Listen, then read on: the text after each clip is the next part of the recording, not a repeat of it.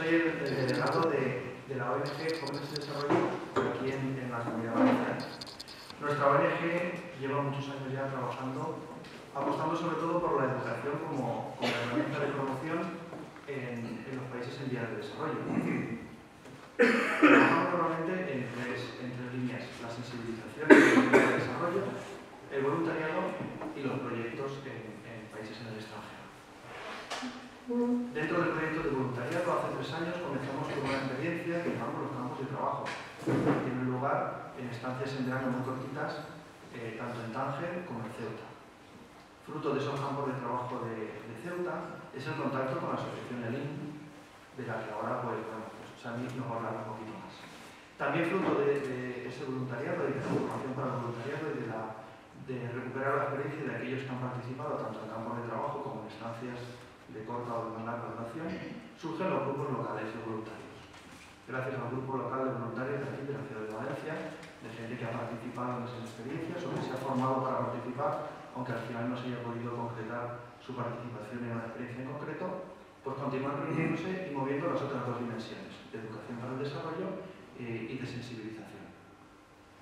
Pues ellos son los que se han puesto en contacto con Sami. Ya digo que lo conocieron allí en Ceuta cuando estuvieron en el campo de trabajo, y los que han hecho posible que hoy nos podamos reunir aquí.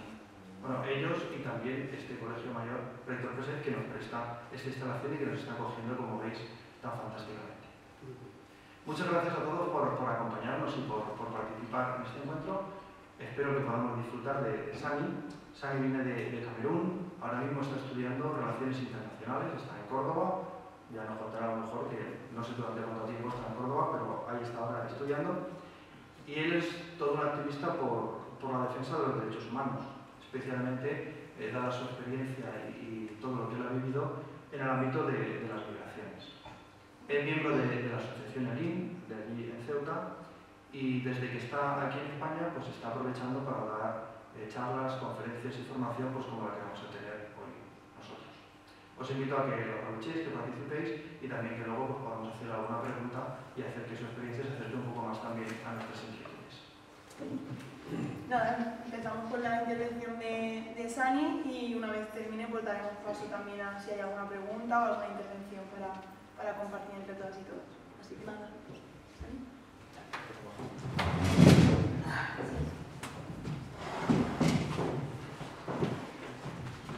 Yo con vuestro permiso me voy a poner de pie. Muchas gracias, Pablo, por esta amable presentación. Buenas tardes a todos y a todas. Me siento muy optimista. Seguro que os preguntaréis por qué. Pero a ustedes también les noto un aire de optimismo y espero que al final de este encuentro podamos todos juntos formar una bola gigante de energía positiva, porque realmente nos hace mucha falta dentro de esa lucha que estamos haciendo y que llevamos a diario. Nos hace mucha falta una energía positiva, sobre todo ahora que estamos viendo el auge de los discursos xenófobos que fomentan el odio en la sociedad y también en el mundo en general, lo estamos viendo. Sobre todo cuando, por ejemplo, hace una semana se escuchaba a un líder político de Italia, el señor Fontana, que decía que la llegada de los inmigrantes a Europa podía crear un peligro de desaparición de la raza blanca, textualmente lo dijo.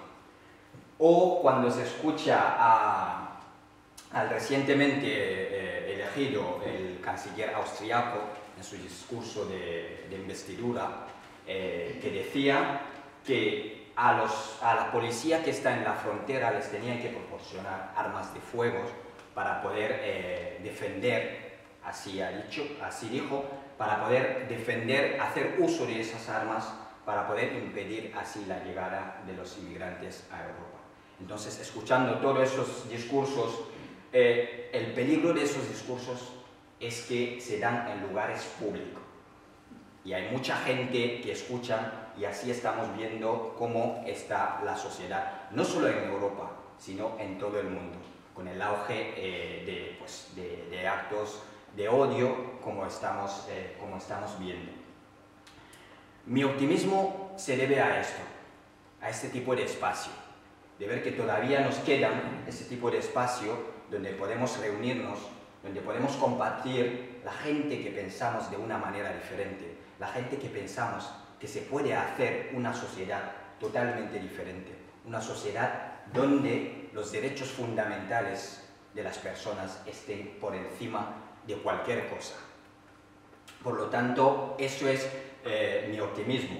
Y hablando de este tipo de espacio, recuerdo una frase que decía Eduardo Galeano, que mucha gente pequeña, en lugares pequeños, haciendo cosas pequeñas, pueden llegar a cambiar el mundo. Empezaremos por nuestro entorno más cercano y seguro que lo lograremos. La presentación de hoy, como lo podéis observar, una mirada hacia la frontera sur. La frontera sur es la gran olvidada, la desconocida. La tenemos a escasos kilómetros, a pocos kilómetros, pero es la gran olvidada o la desconocida. Cada vez escuchamos más de la frontera sur pues, en la tele, algunos que otros que han podido viajar y han podido ver la realidad de la frontera sur, pero todavía sigue siendo un tema muy lejos para la mayoría de la sociedad. Entonces yo creo que hay una importancia de que sepamos que la frontera sur existe, lo que está pasando ahí, las vulneraciones de los derechos, y por lo tanto es lo que voy a presentar hoy.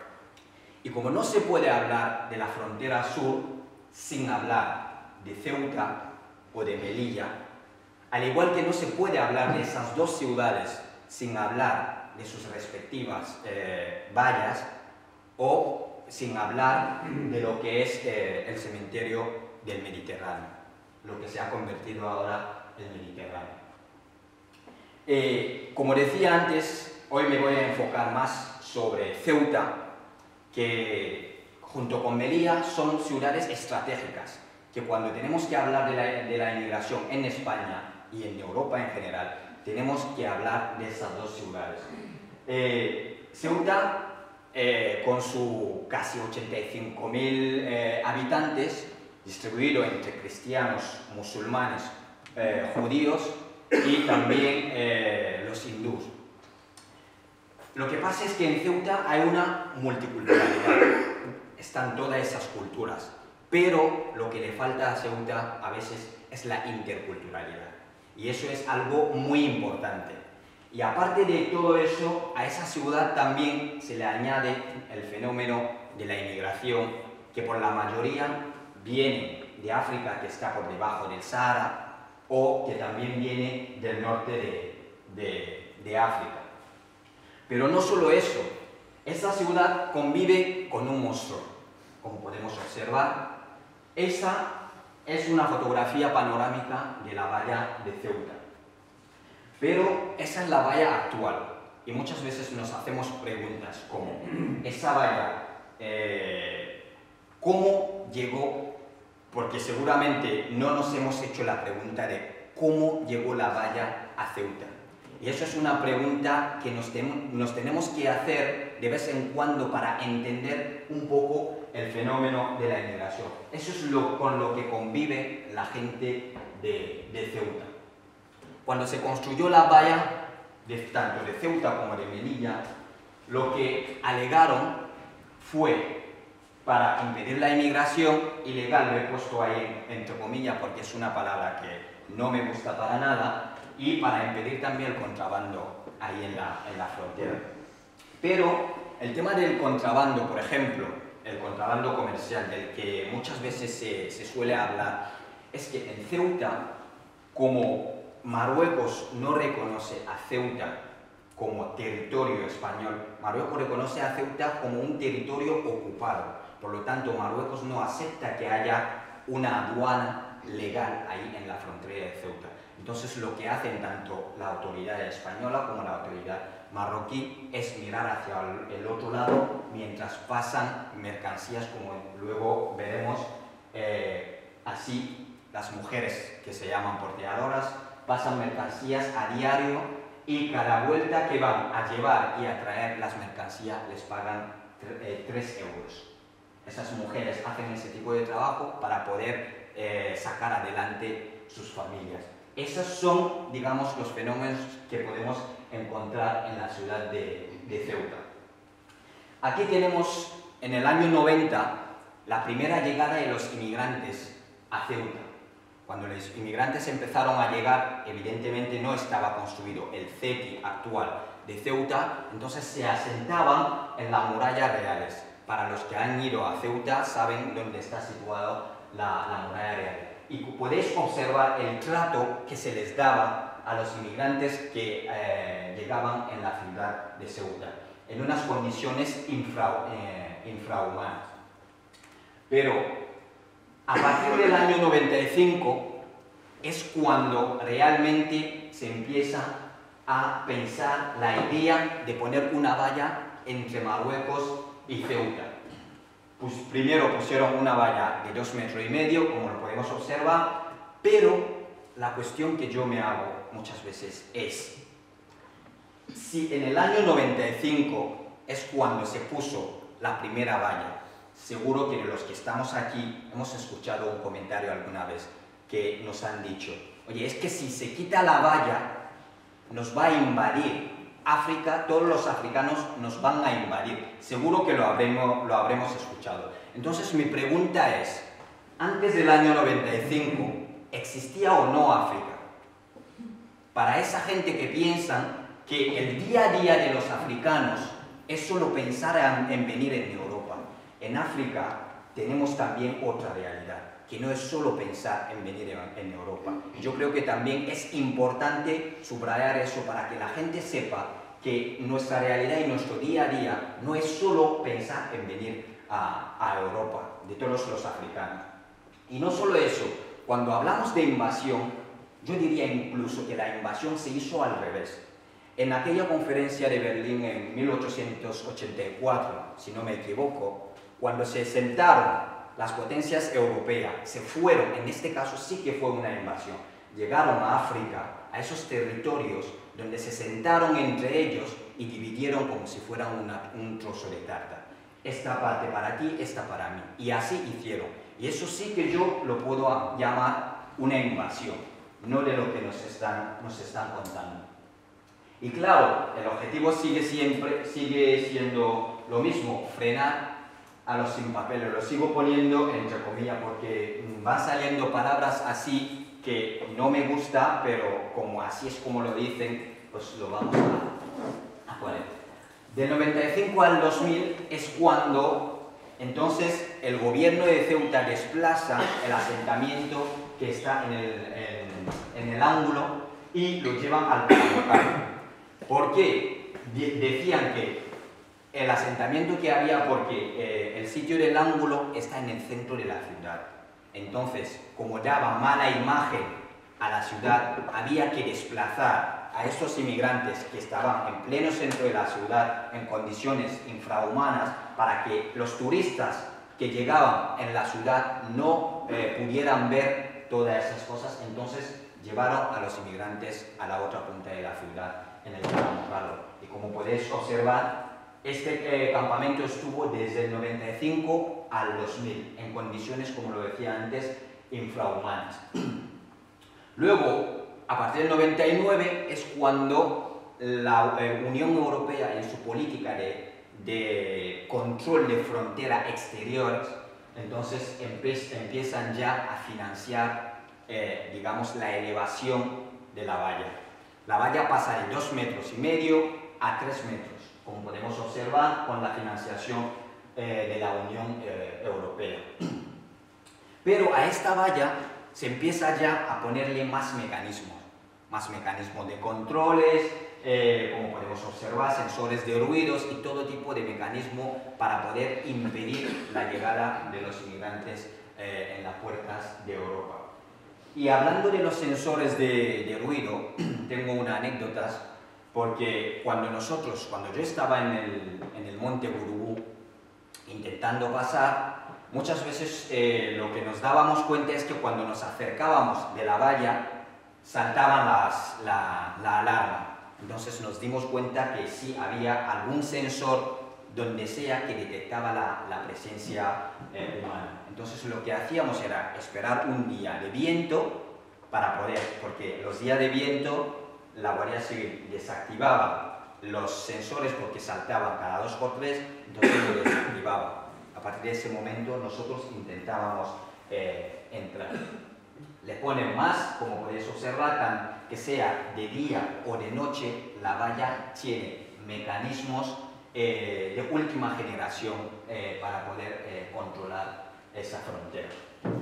Y en el año 2000 es cuando por primera vez se piensa en crear un centro para poder acabar con el asentamiento del Calahorra. Y el SETI, cuando se construye, el SETI de Ceuta, que es el más grande, tiene 512 plazas y el de Melilla tiene 480 plazas. Pero cuando se construye un centro de este tipo, he puesto ahí formación como una especie de pregunta. Cuando se construye ese tipo de centro, yo creo que aparte del hecho de terminar con el asentamiento de los inmigrantes en la ciudad, se tenía que haber pensado o pensar en el tema de la integración.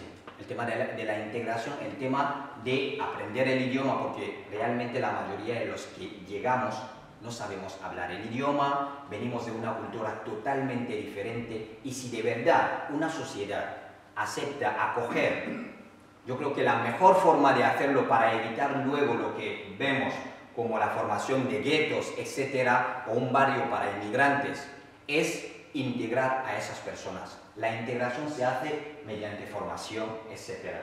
Yo estuve en el SETI de Ceuta durante un año y les puedo asegurar que para aprender el idioma, porque evidentemente yo cuando llegué a España no sabía hablar el idioma, pero para aprender el idioma tuve que ir a una asociación que es ajena al SETI, ahí en Ceuta, la asociación ERIN, para poder aprender el idioma. Mediante las formaciones que nos daban, nos enseñaban cómo integrarnos en la sociedad.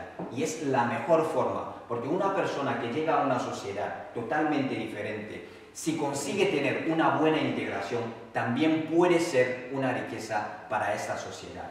Pero el SETI no estaba pensado para eso. Hablando de la integración, yo recuerdo una anécdota también cuando una vez fui a trabajar en Zaragoza. Es que la sociedad tiene tan asumido el hecho de que cuando un inmigrante llega, tiene que vivir en un barrio donde hay inmigrantes. Cuando llegué, los primeros días, evidentemente, no tenía piso todavía, estaba con un compañero y estábamos sentados hablando con los compañeros de trabajo y les pregunto, oye, yo acabo de llegar y estoy buscando un piso, por si os enteráis de algo. Y lo primero que me dijeron fue, bueno, casi todos, que yo creo que tienes que ir al barrio de Las Delicias. El barrio de Las Delicias en Zaragoza es un barrio de inmigrantes. Entonces, y añade uno, ahí estarás mejor con los tuyos. Entonces, cuando escuchas ese tipo de cosas, dices, pues incluso en la sociedad está anclada esa idea de que cuando llegan los inmigrantes tienen que estar donde están la mayoría de los inmigrantes. El 2005 fue realmente uno de los años más oscuros de la frontera sur. Como podéis observar, en aquel momento fue cuando el gobierno mandó al ejército para poder proteger la frontera, y el ejército en aquel momento no disparaba pelotas de goma como lo estamos viendo ahora, que también estamos denunciando. Disparaba balas reales, utilizaban armas de fuego para impedir la llegada de los inmigrantes en la puerta de Europa. Y ahí, como podéis observar, ese día hubo 14 muertos y varios heridos. Entonces fue una de las primeras tragedias de la frontera sur, hablando de la valla. Y a partir de ese momento, claro, el gobierno propone elevar la valla. La valla pasa ya de 3 metros a 6 metros, que es la altura que tiene actualmente la valla. Pues a partir de ese momento empieza ya a hablar el tema de las deportaciones. Las deportaciones ya no se hacían como se está haciendo ahora, se coge a los inmigrantes y se les devuelve a sus países. Lo que hacían era coger a los inmigrantes que llegaban a Europa, a las puertas de Ceuta o de Melilla, y les devolvía a la frontera con Argelia. Y cuando devolvían a los inmigrantes en la frontera con Argelia, para poder llegar a la primera ciudad, tenías que andar por lo menos 3 días. Y la policía, cuando llevaban, como podéis observar, esposados a los inmigrantes, les llevaban a esa frontera. Les quitaban todo lo que tenían. A mí me devolvieron 4 veces a la frontera de Oujda, entre Argelia y Marruecos. Y ahí los más resistentes son los que logran volver, porque la mayoría dejan sus vidas ahí. Porque cuando después de un intento estás agotado, la policía te coge y te devuelve al desierto, no solo que te devuelve al desierto, sino que te quita todo lo que tienes, sean móviles, sea comida que llevabas, agua, y ahí te dejan a tu suerte. Entonces, a partir de ese momento, el que podía volver a intentarlo tenía que ser la persona más resistente, y el que no, porque de ahí no puedes sacar a nadie. Ahí es que cada uno tiene que sacarse como sea de ese sitio. A mí, como lo decía antes, me devolvieron 4 veces al desierto y pude volver a intentarlo. En ese momento se empieza también a hablar de la externalización de fronteras. La externalización de fronteras es algo que hoy en día está muy de actualidad, porque hace menos de 4 días, el ministro de Exterior de España se reunió en Argelia sobre el tema también de la externalización de frontera, para firmar acuerdos también para poder devolver a los inmigrantes, y también los países de paso para que puedan impedir la llegada de los inmigrantes. Cuando ya Ceuta y Melilla empiezan ya a cerrarse, porque ya después de tanta presión de muchos intentos, se pone todo el mecanismo de control que hemos visto anteriormente, entonces se cierra la frontera. No hay manera de poder entrar a Ceuta ni tampoco a Melilla. Entonces es cuando se empieza a abrir la ruta de los cayucos. Y la ruta de los cayucos también tiene su anécdota, que fue a raíz, porque como sabéis, España tiene el segundo buque pesquero más grande del mundo, después de Japón, y está en la costa de Senegal y en la costa de Mauritania, haciendo pescas industriales. Es decir, la gente autóctona que vivían en esa zona, que habían vivido toda su vida de la pesca, se levantan un día y les dicen: miren, no pueden pescar aquí porque el mar ya está vendido. Esa es la realidad. Entonces, ¿qué hacen esa gente? Pues se buscan la vida como sea. Así es como cuando escuchamos en la noticia los piratas de Somalia, los piratas de no sé qué, han atacado un barco español, o esos, porque cuando vienen a tu territorio te impiden de hacer lo que has hecho toda la vida, ahora ves que el clandestino eres tú en tu propia tierra. Entonces así es como salieron un grupo de personas a faenar y se perdieron en el mar durante 14 días y al final se encontraron en las Islas Canarias. Entonces a partir de ese momento fue cuando dan la voz de alarma, de decir: oye, si te pierdes en el mar, te puedes encontrar en tal sitio, y a partir de ahí es cuando se empieza a abrir esa ruta de los cayucos. Y si hay una ruta que se ha cargado o ha cobrado vida de las personas inmigrantes, es esta ruta. la ruta entre Senegal o Mauritania hasta llegar a las Islas Canarias.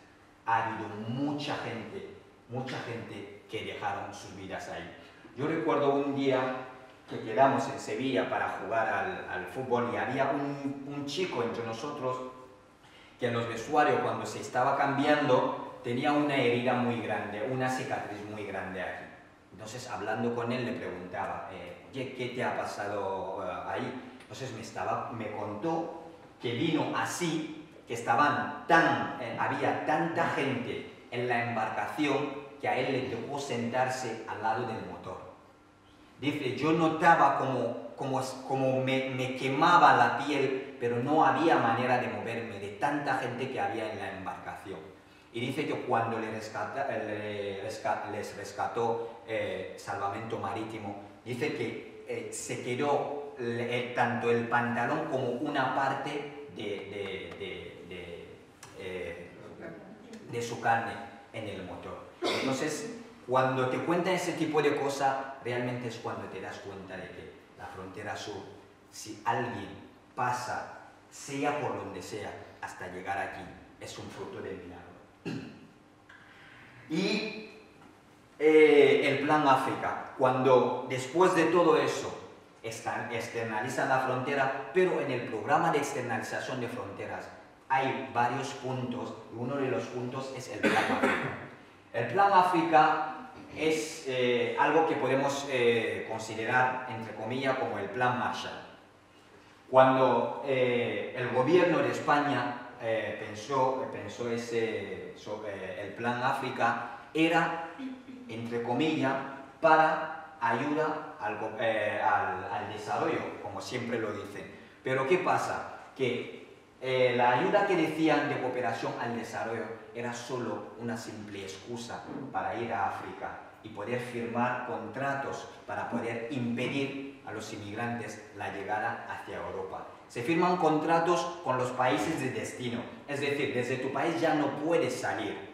Y si desde tu país logras salir, pues firman acuerdos también con países de tránsito, como pueden ser Libia, Níger, etc. Y estamos viendo, fue en noviembre que vimos aquel reportaje de la cadena CNN, que tenía que ser CNN, una cadena estadounidense, que tenía que venir a Libia para hacer un reportaje para que nos demos cuenta de que se están vendiendo a seres humanos a tan solo 1 hora de la frontera de Europa. Y con el acuerdo y la complicidad de los gobiernos de la Unión Europea, porque ellos, ahora mismo los que se han convertido como sus aliados, es Turquía o Libia, y Libia sabemos todos que Libia actualmente es un estado fallido. Entonces, cuando la Unión Europea va a firmar acuerdos con países como Libia para que ayude, entre comillas, a frenar la inmigración, ¿qué hace Libia? Crea centros de detención, y además es que los fondos van destinados a crear centros de detenciones tanto en Mauritania como en Libia. Y las personas inmigrantes, sobre todo de África subsahariana, se convierten en presas. No podían ir por la calle. Les cogían como en aquella película 12 años de esclavitud. Seguro que iban por la calle, les raptaban y les llevaban, les guardaban a los centros de detenciones, y una vez al mes había un mercado, y en ese mercado no se vendían iPhone, no se vendía teléfono, no se vendían coches, en ese mercado se vendían seres humanos. Hace solo 2 meses, y todavía sigue. Es verdad que se dio la voz de alarma, se habló y todo, pero aún así sigue. $400 es lo que se escuchaba, que se vendía a un ser humano. Estamos hablando del siglo XXI. Y es lo que se está perpetuando en la frontera sur. Y en la política de externalización de fronteras, como podéis observar aquí, esto es realmente la frontera legal de Europa. Y no hace falta ni siquiera estudiar para saberlo, porque se ve claramente que esa es la frontera legal de Europa. Pero ¿qué pasa? Que Europa, con su afán de poder impedir la llegada de los inmigrantes a Europa, mirad cómo va bajando va bajando la frontera, va bajando y hasta ahí. Hasta ahí es donde actualmente se encuentra la frontera de Europa, en la política de externalización de frontera. Es decir, hasta en nuestros propios países ya no podemos salir y luego nos hablan de invasión. No puedes salir de tu país porque cuando solicitas el visado no te lo dan.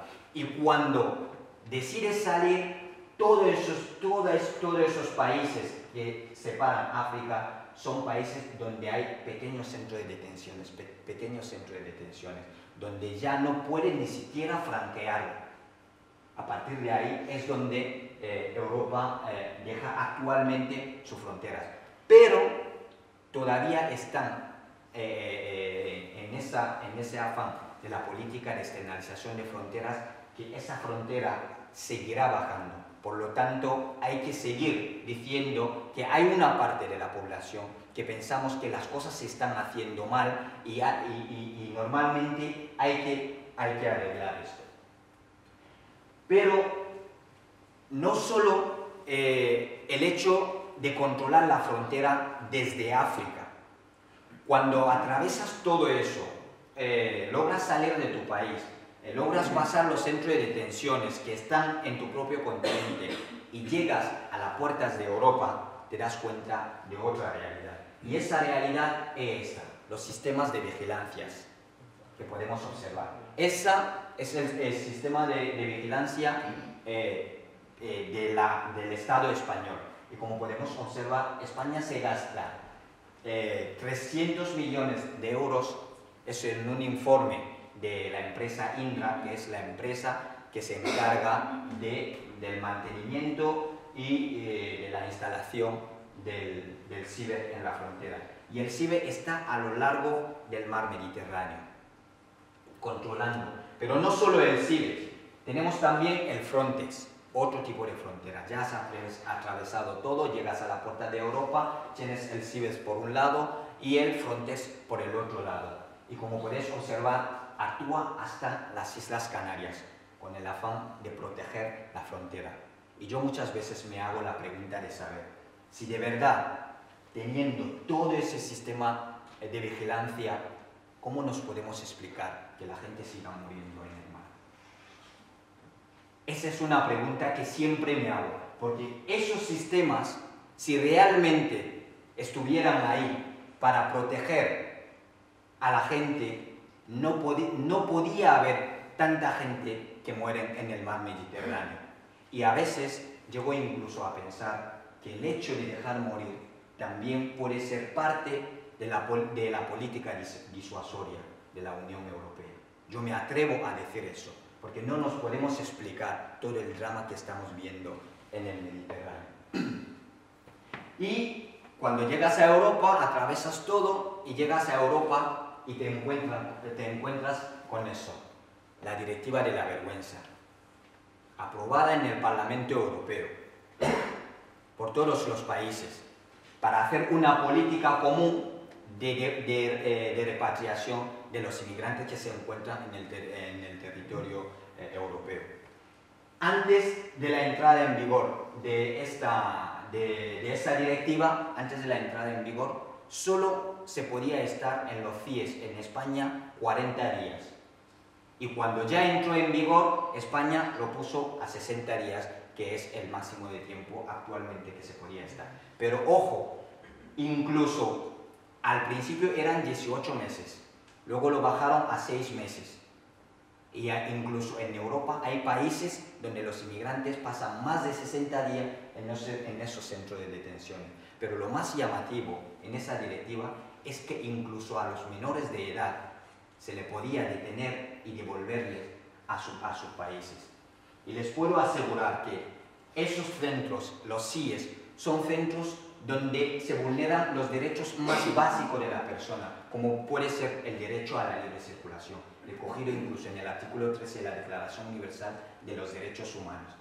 Lo que puede ser un derecho fundamental de las personas se vulnera. Pero no solo eso, es que los CIES son incluso peores que las cárceles. Y yo les hablo desde mi propia experiencia personal.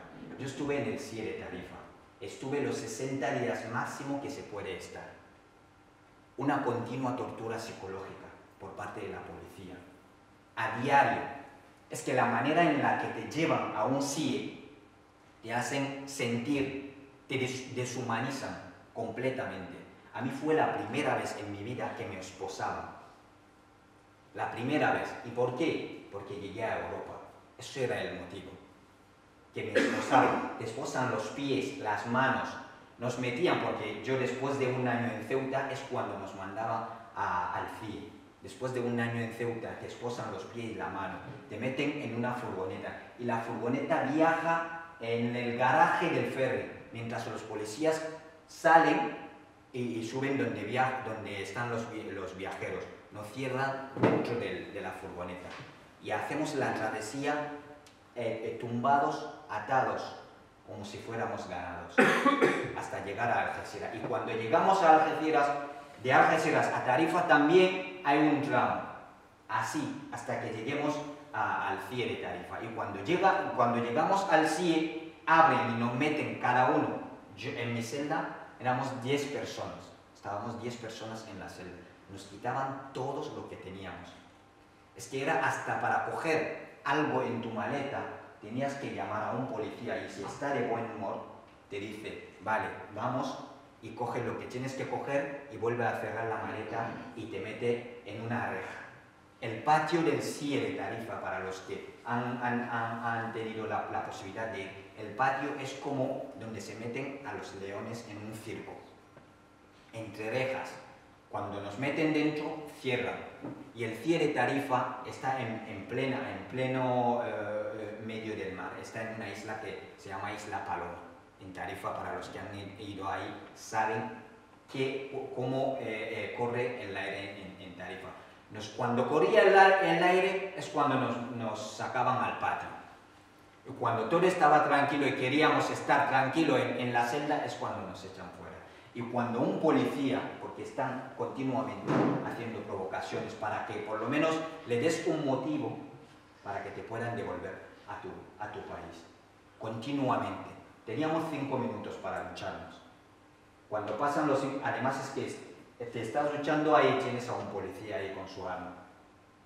Tienes 5 minutos. Y cuando pasan los 5 minutos, que te haya duchado o no, tienes que ir directamente a tu celda. Y esas son las condiciones en las que muchos inmigrantes, cuando llegan a Europa, se encuentran. Y en noviembre llegaron un grupo de inmigrantes de Argelia en las costas de Murcia. Y sabemos todo que algo reciente, como bienvenida, les metieron en una cárcel. Yo creo que no hay, la raza humana no podía caer tan bajo. Hablando bien, no podía caer tan bajo que cuando alguien llega a tu país, lo primero que haces para darle la bienvenida es meterle en una cárcel. Yo creo que hay otra manera de hacer las cosas. Y seguimos. ¿Cuáles son las consecuencias de todo el mecanismo de control y de todo lo que está en la frontera sur? Pues mirad, España se gasta 22.000 euros diario. A día, cada día, 22.000 euros para proteger y mantener la frontera, la valla de Ceuta y la valla de Melilla. ¿Y cuáles son las consecuencias? Pues aquí lo tenemos. Y ahí, es verdad, nos suena que son números, porque cuando vemos así, solo vemos números. Y es lo que muchas veces nos pasa. Cuando vemos, estamos acostumbrados a escuchar, 7 personas han fallecido, 32, una embarcación se ha volcado. Estamos acostumbrados, ya como que nuestros corazones y la sensibilidad, ya nuestros corazones se vuelven como si fueran piedra, ya no sentimos nada. Y ahí estamos hablando de personas. Estamos hablando de personas y cuando pensamos que detrás de cada persona hay un nombre, un apellido, una historia, una familia. Y de verdad, si pensamos de esa manera, podemos hacer las cosas de otra manera o podemos pedir que se haga la cosa de otra manera. Ahí tenemos números, pero la frontera sur es eso es solo lo que viene recogido. Porque realmente, si se tenía que mirar la cifra exacta, se nos tendría que caer la cara de vergüenza. Pero a todos como humanos, como seres humanos que somos, porque ahí son personas, gente con historia, gente incluso que algunos, su familia, no saben ni siquiera dónde están. Alguna familia piensan que sus hijos todavía siguen vivos y ahí están en el cementerio del Mediterráneo. Tenemos más muerte en la frontera. Es verdad que muchas veces sacar eso, hay gente que te dice, pues no hay que sacar las cosas. Yo creo que la cosa hay que sacarla. La cosa hay que sacarla y de una vez tenemos que mirar la cosa, tenemos que enfrentarnos a las cosas. Porque allí podía estar uno de la provincia de Kivu, en el Congo. Como sabemos todo, el Congo es donde viene la mayoría, es el primer país productor del coltán en el mundo, con los que se fabrican nuestros móviles, nuestros ordenadores. Cuando tengo un móvil, estoy deseando que llegue el año que viene para cambiarme de móvil. Estoy deseando que salga un nuevo iPhone para poder cambiarme. Allí están las multinacionales, impidiendo a esos jóvenes desarrollarse en sus propios países. Y cuando salen, eso es lo que se encuentran en la puerta de Europa. Y la tragedia del Tarajal, más muerte en la frontera. Y la tragedia del Tarajal, a mí personalmente, me toca más de cerca. Lo digo porque yo llegué a España, a Ceuta, por esa frontera, hace 6 años, el 22 de diciembre del 2011, precisamente. Llegué por la frontera del Tarajal. Y además, no solo que llegué por ahí, sino que llegué como llegaron, o como no pudieron llegar esas personas. A nado. Ahí es cuando la Guardia Civil disparó la pelota de goma, como lo sabemos todos, dejando ahogarse a esas personas. E incluso hay jueces que llegan con toda la prueba a archivar el caso. Pero al final, con la presión civil, se volvió a abrir el caso. Y todavía estamos ahí pidiendo que se haga justicia realmente de lo que pasó en el Tarajal. Y el día 3, también en Ceuta, va a haber un homenaje a esas víctimas. No solo esas víctimas, sino todas las víctimas de la frontera sur. Y ahí en la tragedia del Tarajal, falleció, como decía, que es algo que me toca personalmente, la mayoría de los que fallecieron eran de Camerún. Yo soy de Camerún. Aparte de ser de Camerún, yo soy humano, yo soy africano. Y entonces, no solo eso, es que uno de los chicos que falleció ahí, hicimos el camino desde Argelia hasta llegar a Marruecos, Ibrahim. Hasta llegar a Marruecos. Y cuando llegamos a Marruecos, el día que yo entré, intentamos juntos. Yo llegué inconsciente en la orilla.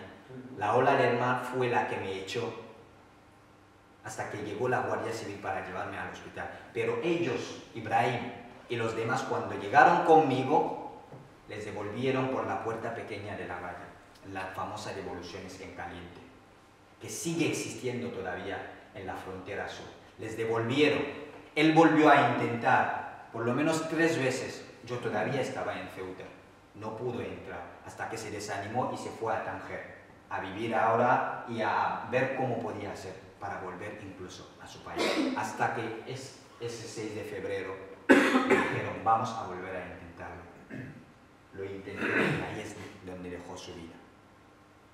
Y yo a la familia de Ibrahim en Camerún la conozco muy bien. Entonces en verano yo me debía eso. Cuando fui a Camerún, yo me debía de ir a su casa. Su madre me decía, estuvo 30 minutos llorando, diciéndome que han hecho todo lo posible. Ellos no tienen medios para poder repatriar el cuerpo, pero han hecho todo lo posible para solicitar un visado para poder venir a España, aunque sea un miembro de la familia, y rendirle el último homenaje a Ibrahim. Pero ¿sabéis qué? El gobierno de España le denegó el visado para poder venir aquí. Y ahora en Ceuta, porque el cuerpo de Ibrahim apareció detrás del monte Hacho en Ceuta. Ahora mismo en su nicho está el número 150. No hay ni siquiera su nombre en el nicho. Es que cuando mueres así, ya no eres sano, eres un cadáver más. Que han encontrado en el mar. Y ahí van y te tiran y ponen un número. Hasta tu cadáver no tiene ninguna dignidad. Y así es lo que se ha vuelto la frontera sur. Más muerte, como podemos observar ahí en la frontera. Y digo que nos tenemos que encargar, tenemos que mirar, porque estamos hablando de personas, tenemos que mirar, porque ya tenemos que dejar de mirar hacia otro lado, porque eso lo hemos hecho mucho y lo seguimos haciendo. Tenemos ya que mirar las cosas, llamar las cosas por su nombre e intentar buscar esas soluciones para que lo que está ocurriendo en la frontera sur no ocurre, porque ya se convierte como algo natural, como algo normal, que se está muriendo la gente, vale, lo estamos convirtiendo en algo normal, y eso no debe de ser así. Hablamos mucho de los que mueren en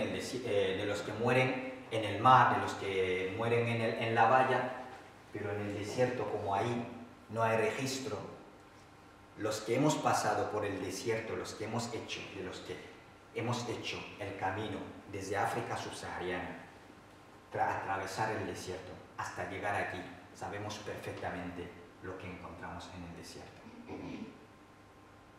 Te encuentras cuerpos en el desierto. Tú misma, yo recuerdo cuando estuvimos en el desierto deshidratado, ahí es donde incluso llegas a dejar compañeros de viaje, porque por la deshidratación no pueden seguir el viaje, el cansancio, muchos dejan su vida, como podéis observar ahí en esa imagen. ¿Y cuál es la situación entonces de los inmigrantes en Ceuta? Pues Ceuta, al no considerarse un territorio Schengen, no respeta el acuerdo Schengen. Es decir, los inmigrantes que están en Ceuta, Ceuta tiene su propia ley. Y para los que trabajan en el mundo de la inmigración, saben perfectamente cómo se hacen las cosas en Ceuta. No es lo mismo un inmigrante que está en Ceuta que un inmigrante que está en la península. No es lo mismo un inmigrante que solicita asilo en Ceuta que un inmigrante que solicita asilo en la península. Como podéis observar. Y en el SETI, como lo hicieron para acabar con el asentamiento en la ciudad, entonces no pensaron, pues podía llegar familias. En el SETI se mete a todo el mundo. Hay familias con niños, mujeres embarazadas, todo el mundo está ahí, hombres y mujeres, en el mismo sentido. Y lo que decía antes del tiempo de incertidumbre, si hay algo que desgasta psicológicamente es la incertidumbre. Y en Ceuta sabes el día que entras y no sabes el día que sales. Y yo llevo mucho tiempo moviéndome en ese mundo, preguntando, leyendo cosas, pero nadie te dice bajo qué criterio utiliza la policía en Ceuta para poder decir, tú sales después de 2 meses, el otro sale después de 4 meses. No, puedes llegar siendo del mismo país, con la misma persona, sales 2 meses después, otro sale 1 año. Yo cuando acababa de llegar a Ceuta, había gente que habían estado 2 años, 3 años en la misma ciudad. No pueden salir, no puedes ir al puerto como todo el mundo, coger el barco y venirte hacia la península. No, no puedes. Hasta que la policía decida de si tienes que salir o no. Después de cuánto tiempo tienes que salir. Eso lo decide la policía, pero no sabemos en qué criterio lo hacen. Por lo tanto, estando en Ceuta, tienes un tiempo de incertidumbre que realmente es lo que psicológicamente te desgasta. De ahí el nombre de cárcel dulce. Así es como los inmigrantes que están en Ceuta llaman a esa ciudad, donde no puedes salir.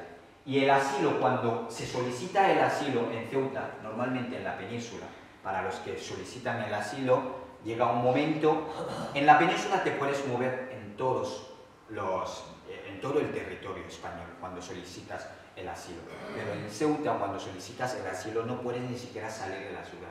E incluso los que solicitan la protección internacional son los que más tiempo pasan en la ciudad. Eso también es un modo disuasorio. Es decir, cuando uno llega, por mucho que esté perseguido o que quiera solicitar la protección internacional, el asilo, cuando llega y solicita y habla con los que ya han solicitado el asilo, le dice que si solicitas el asilo pasas más tiempo. ¿Y qué pasa? La gente no solicita el asilo en Ceuta. Y eso es lo que está pasando. Y pues en el 2015, después de que el Tribunal de los Derechos Humanos de la Unión Europea haya llamado la atención al gobierno de España, dicen, bueno, vamos a crear una oficina de asilo. ¿Y qué pasa? ¿Dónde está esa oficina de asilo? Está en el lado español. Entonces yo me pregunto, un negro africano sale de su país, huyendo de lo que sea, llega a la puerta de Europa, se encuentra que tienes que atravesar muchos obstáculos. Y yo me pregunto si estando encima de la valla puedes decir a la Guardia Civil que quieres ir a la oficina de asilo y si te puede acompañar. Claro, esa es la pregunta que me hago. O desde arriba le puedes decir, oye, que me trae el papel del asilo y lo firmo. No, esa es una pura tomadura de pelo. Y esa oficina no ha registrado ni siquiera una solicitud de asilo, tanto en Ceuta como en Melilla. Pero es un escaparate, está ahí, como la Unión Europea ha hablado, entre comillas, porque sabemos que no es real, como han hablado, vamos a poner la oficina de asilo y así las ONG y todo eso, que se callen un poquito. Y eso es la tomadura del pelo del gobierno. ¿Y cuáles son los objetivos que dijeron al principio? Pues impedir la inmigración. La valla y todo eso es para impedir la inmigración. ¿Pensáis que impide la inmigración? Pues no. Y las cifras son similares, incluso más, día tras día. Estamos viendo las tragedias de todo lo que causa esa política migratoria. ¿Si impide el contrabando? Pues tampoco.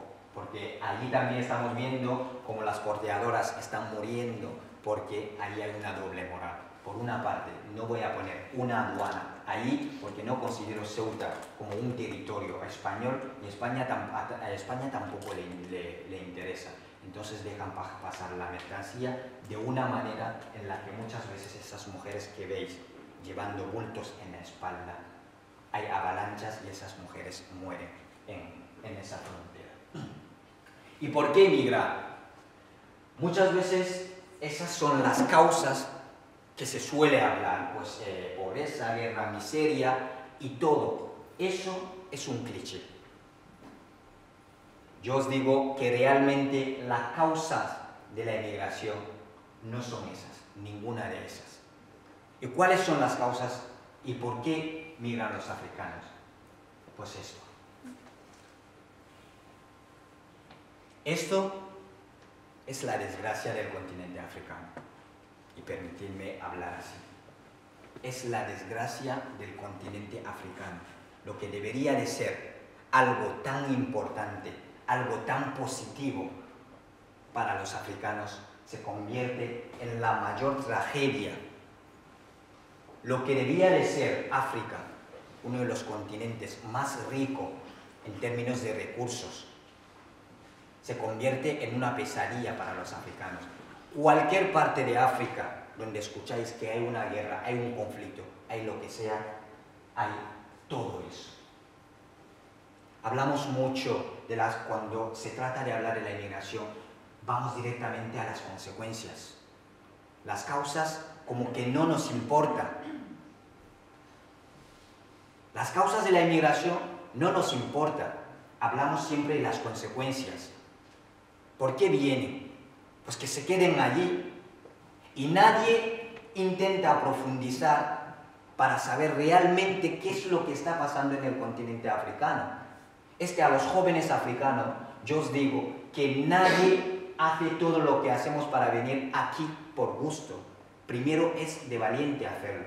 hay que reconocerlo, pero nadie lo hace por gusto. Nadie sale abandonando, dejando sus seres queridos, su familia, porque sí, porque me gusta la aventura, voy a ir y no sé ni siquiera a lo que me voy a enfrentar. Por lo tanto, esto realmente, si en África esto fuese para los africanos, ningún africano saldría para venir a Europa. Ninguno. ¿Acaso vendríamos de vacaciones o por gusto, como lo hace cualquier persona?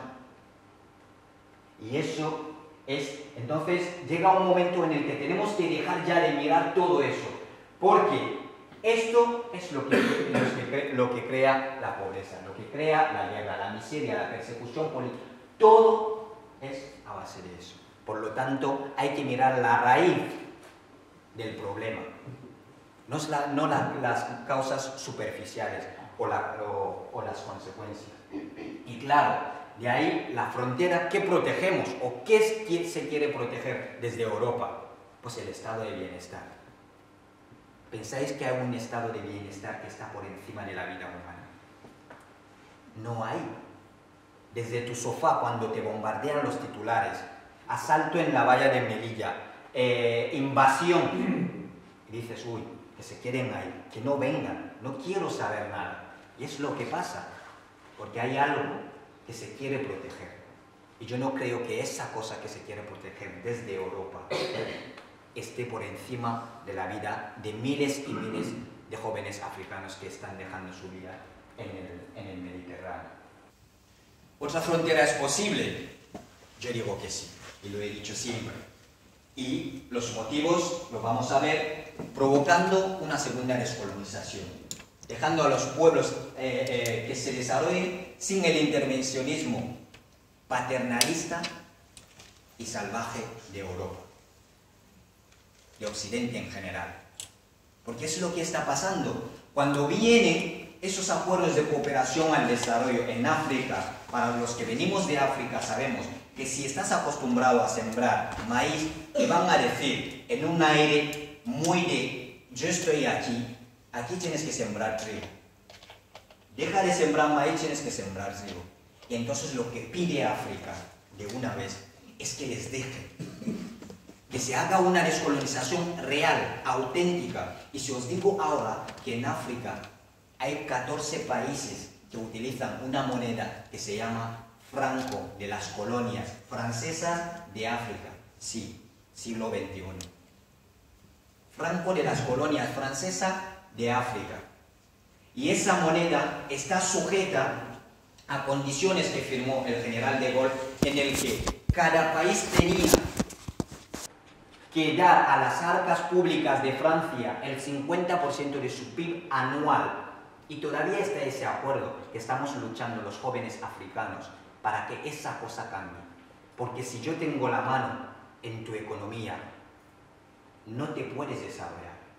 Porque el desarrollo de un pueblo, de un país, empieza por la economía, empieza por tener la independencia económica. Y todavía no ha llegado eso en África. Aplicando los acuerdos de cooperación al desarrollo de los pueblos en materia de educación, sanidad y empleo. Y cuando digo acuerdos de cooperación, no estoy hablando de lo que decía antes, de que el que viene, cuando sale en la tele, ay, vamos a ayudar a África, ay, los pobres africanos, ay, pobrecitos. No, acuerdos de cooperación.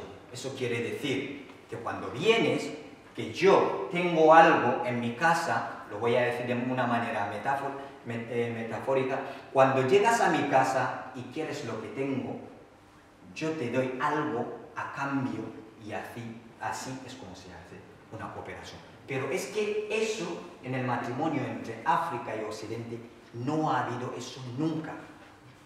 Nunca.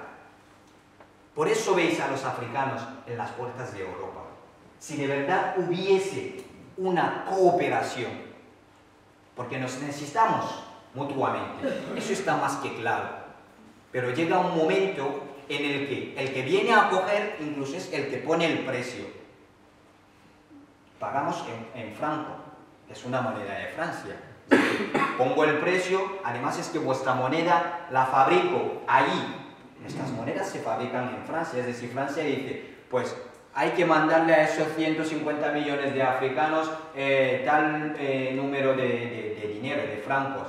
Vale, pues y con ese mismo dinero vamos a comprarles lo que tienen ahí, con nuestro dinero.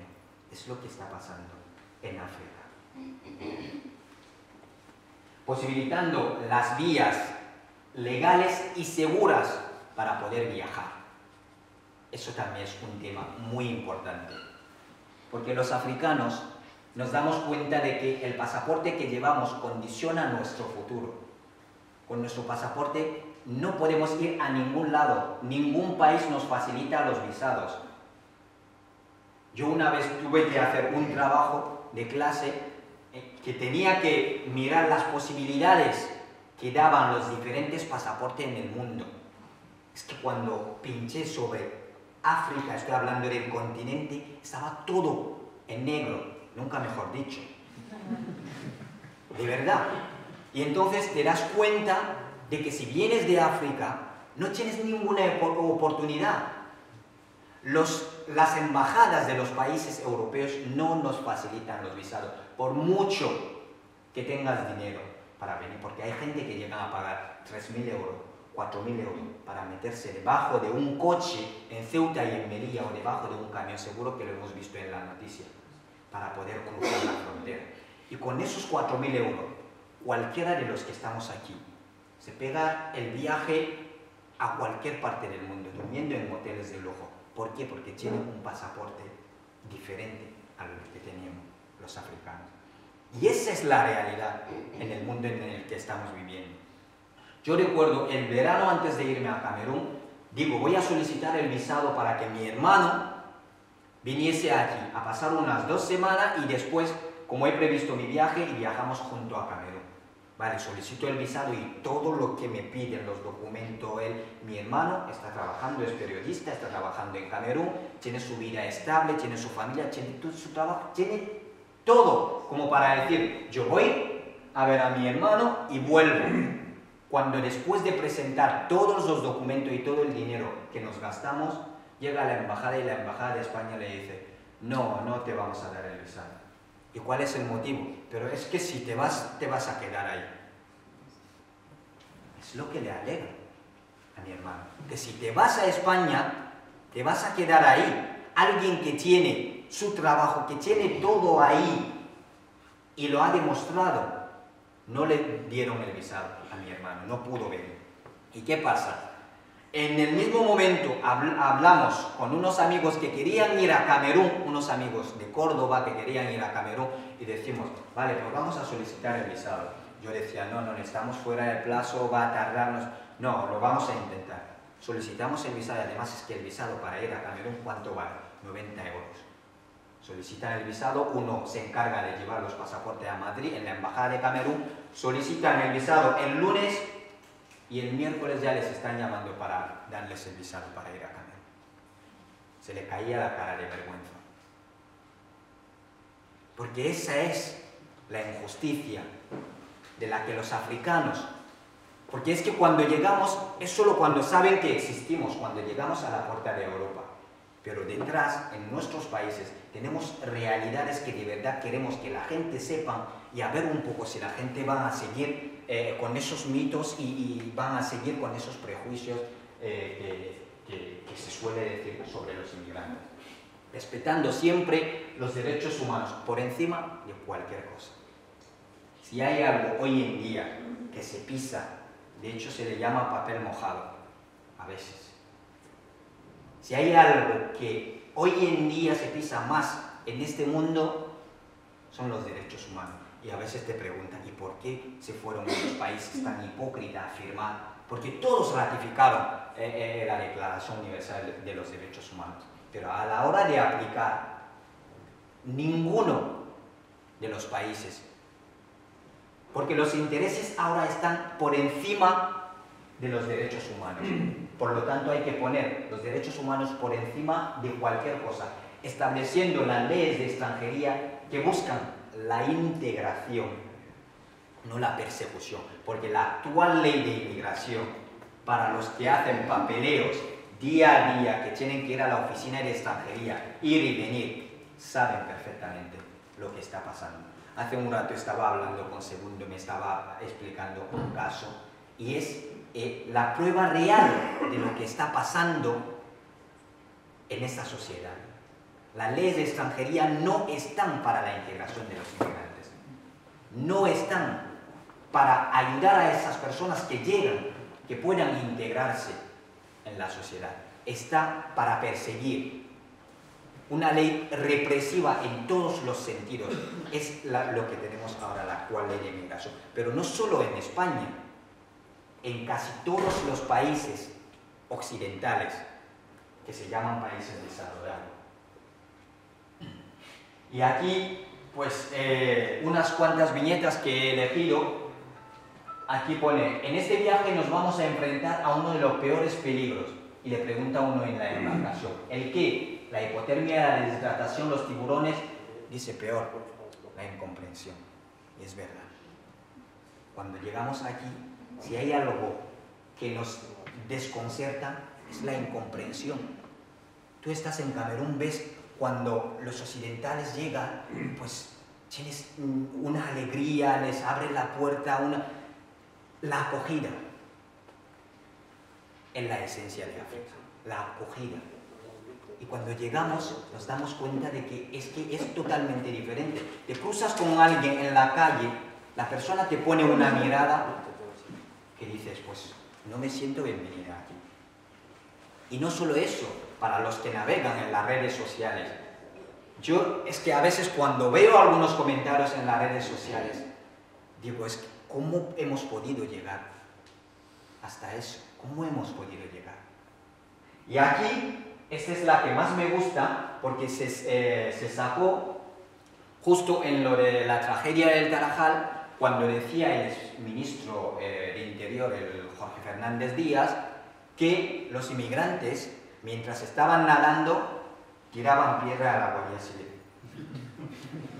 Entonces tú te preguntas, ¿cómo puedes estar nadando y tirando piedra a la vez? Y ahí esa viñeta dice, clara manifestación violenta de un ilegal poniendo en peligro la estabilidad de Occidente. Y para terminar, como podéis observar, todos estamos en el mismo barco. Estamos en ese barco de la globalización que muchas veces digo, nadie nos ha invitado a ese entierro, pero sí estamos en el barco de la globalización. Nos ha tocado vivir. Eso quiere decir que cuando pasa algo en la India, quieras o no, te va a afectar estando en España. Cuando pasa algo en Siria, es que estuvimos mucho tiempo mirando hacia otro lado, pero ¿qué pasa? Cuando los sirios empezaron a llegar a la frontera de Europa, es cuando, uy, entonces había algo que pasaba ahí. Eso es lo que nos quiere decir ese barco, que estamos todos en el mismo barco. Si pasa algo en Mali, repercute en los Estados Unidos, que lo quieran o no, estamos en el mismo barco. De ahí la responsabilidad de cada uno de nosotros, poniendo nuestro granito de arena para que la cosa cambie. Y lo que nos recuerda ese barco también es que se puede nacer en un país y volver a nacer en otro. Eso es una de las cosas que muchas veces se nos olvida. Y el mayor desafío que tenemos, porque es un desafío generacional, el mayor desafío que tenemos nuestra generación es demostrarle al mundo que la diversidad, lejos de ser una amenaza, es una riqueza y hay que convivir y aceptar y aprender a convivir con ella. Y termino con una frase de Albert Einstein que decía que el mundo no será destruido por los que hacen el mal, sino por aquellos que los miran sin hacer nada. Muchas gracias.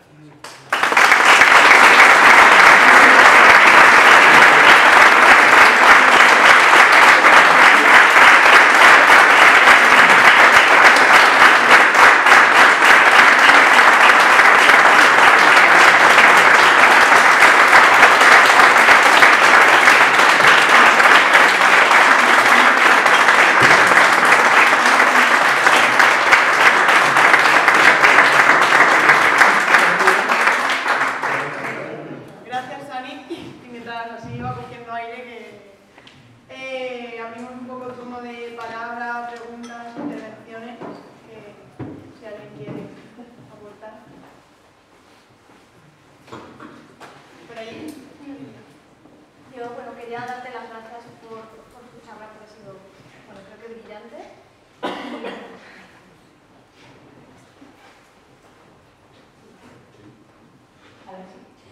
Bueno, muchísimas gracias, de verdad, porque es súper importante lo que haces y por cómo lo has contado, ¿no? Quería aportar, bueno, que como muchas y muchos sabréis, esta ciudad de CIE, se CIE de Zapadores, está como a 3 kilómetros de aquí, y bueno, animar a la gente a que todos los últimos martes de mes acuda junto a la campaña por el cierre de los CIEs a pedir su cierre a las 7 de la tarde, ¿vale? Y luego, además de esto, quería preguntarte por la situación de las mujeres, ¿no? Porque creo que las mujeres están incluso aún más vulnerabilizadas, no vulnerables, ¿no? Sino vulnerabilizadas por todo lo que supone el camino hasta Europa y también el vivir aquí, ¿no? Con más cosas, con más cargas de vulnerabilidad extra. Eso es un tema muy importante de lo que casi que nunca se habla. Nunca se habla desde, digamos, desde Europa, o cuando se suele hablar se instrumentaliza este tema. Es verdad que para los que hemos hecho el camino hemos visto, primero, siendo un hombre, si es duro para ti, pues imagínate a las mujeres. Y es verdad, es muy duro hacer este camino para la mayoría de las mujeres.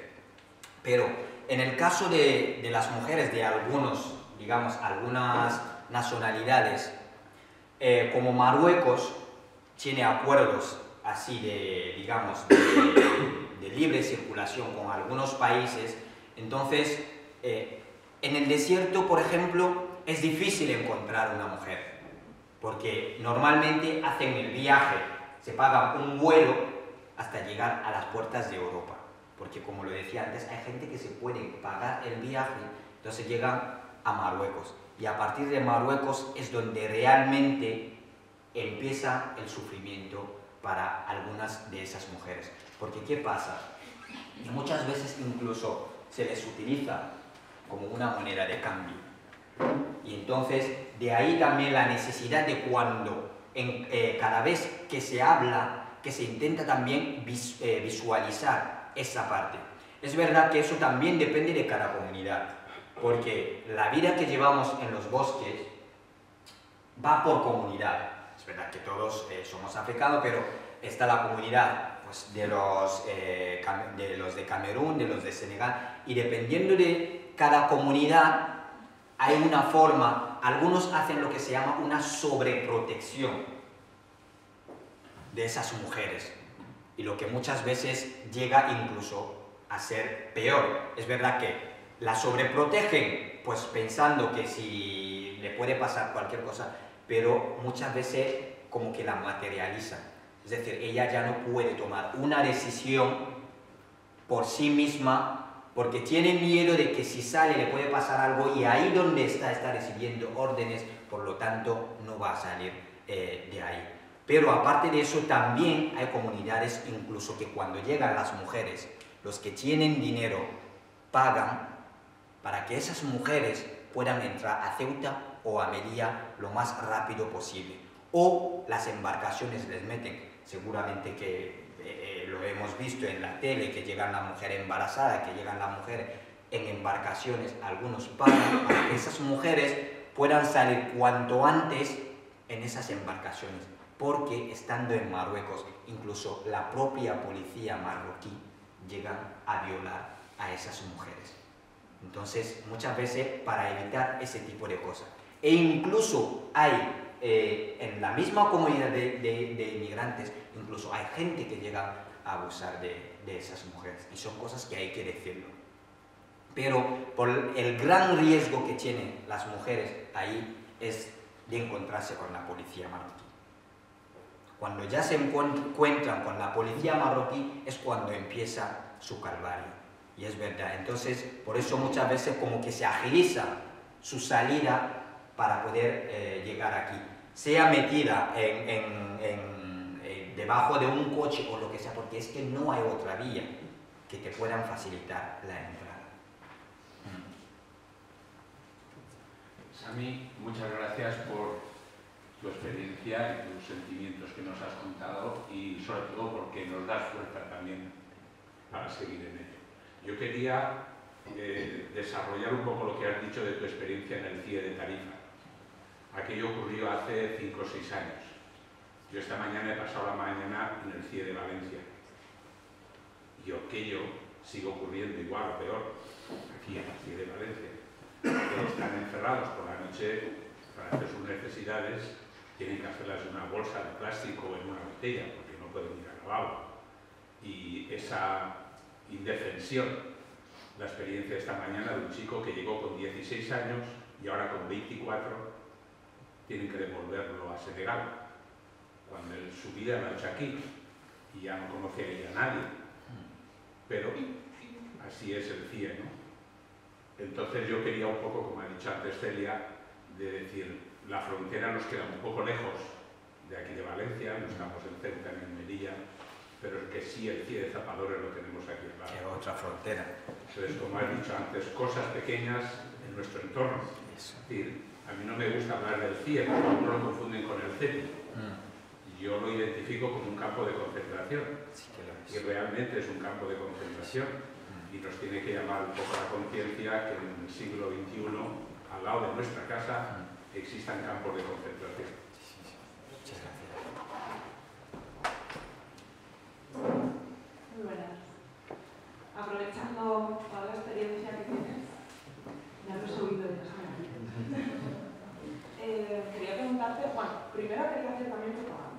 Si no me equivoco, hoy es 25, ¿no? Entonces, en un mes, el 25 de febrero, vamos a organizar una manifestación por los derechos de las personas migrantes y, en concreto, refugiados, que llama más a la gente. Pero lo que queremos es eso, pensar en otras fronteras posible. En Valencia, y tanto aquí como en otras ciudades a nivel estatal, incluso a Contrarreloj tratamos de lanzarlo a nivel europeo. ¿Vale? Tenemos carteles que quiera llevarse y pegar por ello. Y ya viendo lo siguiente, preguntarte, justo ahora que está saliendo tanto el tema de menores, que los llaman los menas, los no acompañados, los que no tutela bien, deja en la calle, ¿qué podrías contar? ¿Cómo tienes otra experiencia? No sé, no quiero decirte a nada.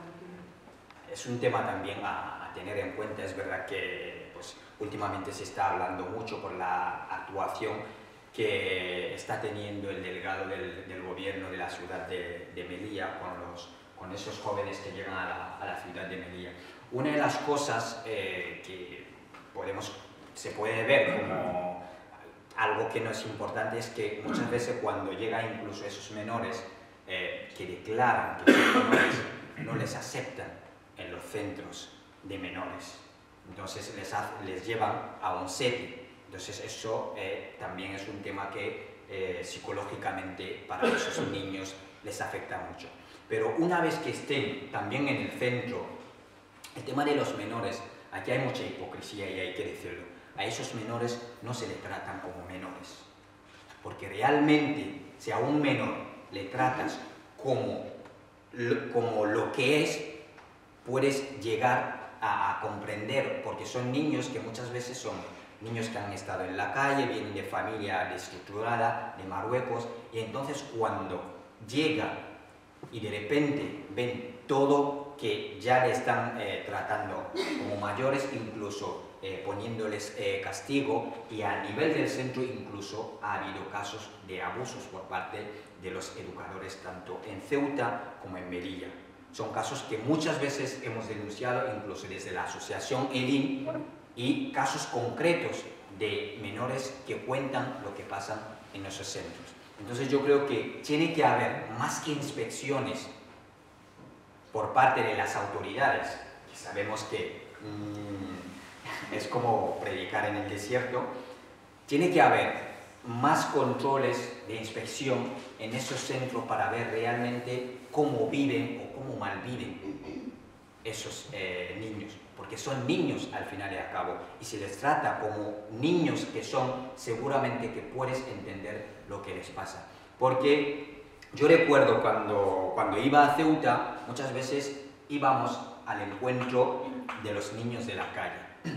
te ves a un niño después de hablar con él, la manera en la que vienes a hablar con él, si vienes a hablar de un adulto a un chaval, a un menor, de una manera normal, no como se le suele hacer, pues ves que realmente hay una comunicación entre vosotros. Y el mismo niño que acabas de hablar con él, porque muchas veces íbamos, nos sentábamos con ellos, pasábamos todo el día, no querían ir al centro, porque sabían lo que les esperaba en ese centro. Entonces, para ahogar esos pensamientos, no sé cómo lo llaman, la cola, el pegamento. Entonces, toman eso de los pegamentos. Yo recuerdo que un día, pues, después de hablar muy bien con uno de los chicos, entonces cuando después vuelves, lo ves en la calle, entre sus amigos, y ves cómo está ese niño después de haberse metido, no sé qué cantidad de cosas, entonces se te cae el alma. Entonces allí hay algo que está fallando. Porque realmente si se hace bien las cosas, esos menores, es que son niños. Entonces realmente les tenemos que tratar como menores que son y hay que llevar más inspección, como lo decía antes, en esos centros.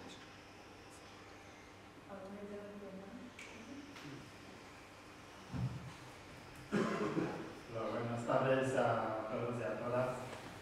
Muchas gracias, hermano Capo. La verdad que es la realidad. Más claro no se puede decir. Es lo que hay. Eso, muchas veces es normal que estamos en un mundo tan digital que hace falta enseñar, hacer PowerPoint, pero vamos, eso, duermes, te despiertas, lo dices. Es la realidad. No estamos contando chistes ni nada, es la realidad. Hay ejemplos que puedes dar, ejemplos hasta mañana. Además, todo lo que estás diciendo, gracias a Dios, todo lo que estamos aquí en la sala somos gente muy sensible, lo sabemos. Lo malo es que muchas veces somos los gatos de siempre, que estamos en todas esas cosas siempre, y la gente de la calle que tenían que entender, saber esas cosas, no están. Es lo único, el pero de todas esas cosas. Mira, por ejemplo, lo que dice del matrimonio entre Europa y España. Tú haces lo que te digo porque corta el grifo. Es lo que hay. Si pensamos hoy en día que la inmigración va a acabar mañana, es una utopía. No nos engañemos, porque hay millones de negocios dentro de eso que no va a acabar nunca, no va a acabar.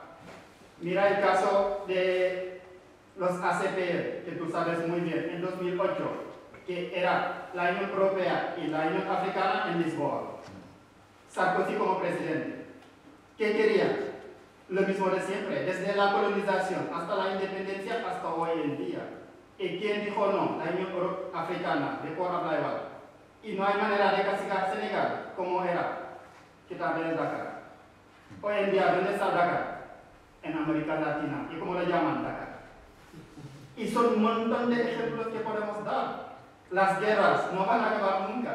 Porque África tiene lo que has dicho, que todo el mundo quiere, y para conseguirlo es por las armas. Entonces, lo que se dice siempre nosotros africanos, si la casa de tu vecino se quema, ayudarle a apagar el fuego. Si no, tarde o temprano, las consecuencias te llegarán. Es lo que está pasando hoy en día con los refugiados, con la inmigración, con lo que sea. Así que, vamos, muchas gracias, hermanos. Muchas gracias, porque, vamos, no hay más, no hay otra cosa. Muchas gracias.